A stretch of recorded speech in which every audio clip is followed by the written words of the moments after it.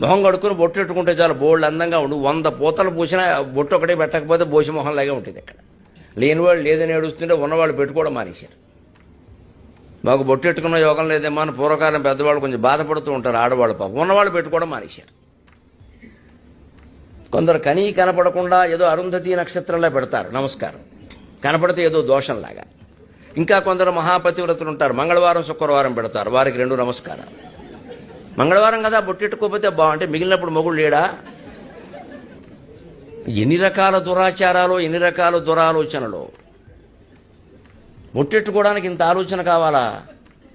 నాకు ఆశ్చర్యం అండి. ఇతర మతాల వాళ్ళందరూ పబ్లిక్గా పాఠశాలల్లో కళాశాలల్లో నడి రోడ్డు మీద వాళ్ళ ఆచారాలు పాటిస్తుంటే హిందువులకేం జబ్బు అండి? నాకు అర్థం కావట్లా.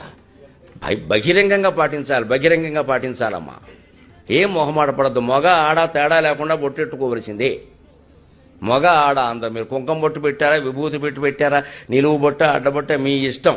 ఎవరికి పంగనామాలు పెట్టకుండా ఉంటే ఏ బొట్టు అయినా ఒకటే.